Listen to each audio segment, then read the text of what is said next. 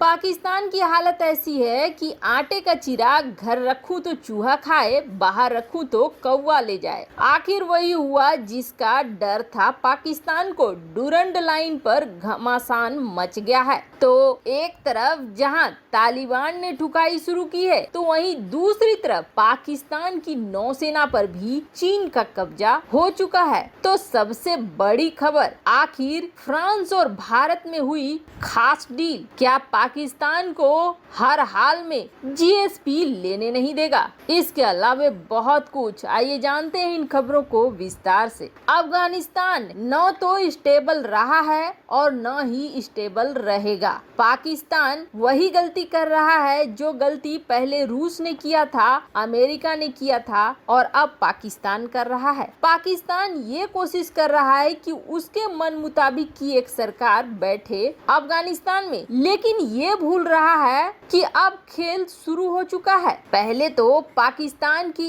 इस गलती का सबसे बड़ा हर्जाना उसे यूरोपीय यूनियन में भुगतना पड़ रहा है। यूरोपीय यूनियन की तरफ दौड़ा था पाकिस्तान ये सोचकर कि अमेरिका उसके ऊपर किसी तरीके के सैंक्शंस न लगा दे, जिसकी वजह से उसकी डूबती अर्थव्यवस्था और भी ज्यादा डूब जाए। पर उल्टा यूरोपीय यूनियन ने दूसरी बड़ी चपत लगा दी है। दरअसल यूरोप के देशों के तरफ से पाकिस्तान को एक खास सुविधा मिली हुई है। इस खास सुविधा का फायदा अगर पाकिस्तान उठाना चाहता तो बहुत ज्यादा उठाता, लेकिन फिर भी ऐसा नहीं है कि पाकिस्तान इसका फायदा उठाता नहीं है। दरअसल यूरोप के देशों में कुछ देशों को एक खास प्रक्रिया के तहत जीएसपी का प्रेफरेंस दिया गया है। आखिर ये प्रेफरेंस है क्या, तो आप समझिए ये ऐसा है जैसे कि किसी देश को ये फायदा मिलना कि आप अपने सामान को वहाँ बेच सकते हैं, आपको कोई इंपोर्ट ड्यूटी नहीं लगेगी। अब कोई सामान 10 रुपए का है, पाकिस्तान उसे यूरोप में बेचना चाहता है तो वहाँ के मार्केट में ये 10 रुपए में ही मिलेगी, जबकि कोई दूसरा देश अगर बेचना चाहता है तो उसे वहाँ पहले टैक्स देना होगा। अब जिसकी भरपाई के लिए वो देश अपने उस माल का दाम बढ़ा देगा। तो अब जो सस्ती चीज है लोग उसी को खरीदना चाहेंगे। तो पाकिस्तान इस मामले में सालों से फायदा उठा रहा था यूरोपीय यूनियन का, और यूरोपीय यूनियन ने पाकिस्तान को जीएसपी की सुविधा दे रखी थी। इसके तहत पाकिस्तान अपने औकात के मुताबिक ठीक ठाक व्यापार कर भी लेता था। करीब 14.3% का अपना व्यापार पाकिस्तान यूरोप में करता था और ज्यादातर व्यापार कपड़ों का करता था। कहा तो ये जाता है कि पाकिस्तान के 75.2% टोटल एक्सपोर्ट टेक्सटाइल और क्लोथिंग की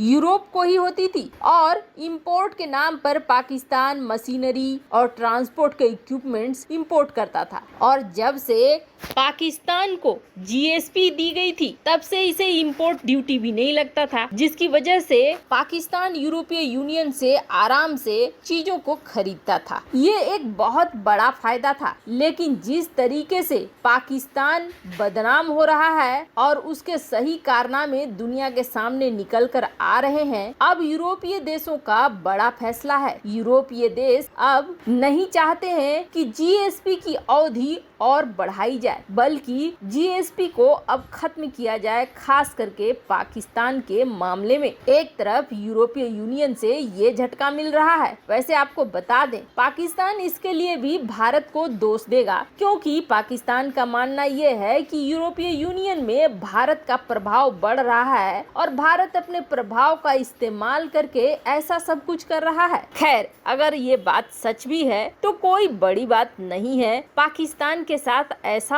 होना ही चाहिए। लेकिन पाकिस्तान को ये फटका एक तरफ से नहीं पड़ रहा है, बल्कि दूसरे तरफ से भी पड़ना शुरू हो गया है। ये जो मैप पे आप देख रहे हैं, ये है डूरंड लाइन। ये वो लाइन है जो सबसे बड़ी काल है तालिबान और पाकिस्तान के बीच में। अब तालिबान का जो नई सरकार है, उस नई सरकार ने सबसे पहले पाकिस्तान के इस डूरंड लाइन में फेंस लगाने की, यानी बाड़ लगाने को लेकर लेकर आपत्ति जाहिर की। उनका कहना है कि पश्तून समुदाय उधर भी है, इधर भी है, ऐसे में हमारे लिए बहुत दिक्कत है कि हमारे लोग उधर भी है। अब आप ऐसा करें कि ये डूरंड लाइन में आप जो बना रहे हैं, बाड़ लगा रहे हैं, इसे आप बंद कर दें। और ये बात को किसी और ने नहीं बल्कि तालिबान के प्रवक्ता जबीहुल्लाह मुजाहिद ने कही थी। वो भी टीवी में इंटरव्यू देते वक्त कि हम नहीं चाहते हैं कि इस तरह के बैरियर्स बनाए जाएं। खैर, अभी तक तो यही दिखा था, लेकिन अब एक खबर आ रही है जिसके अनुसार डूरंड लाइन पर पाकिस्तानी सेना को निशाना बनाया गया और पाकिस्तानी सेना को निशाना बनाने के लिए इस्तेमाल किया गया स्नाइपर। अब कथित तौर पर इसमें जो गार्ड था वो मारा गया है। अब कितनी है संख्या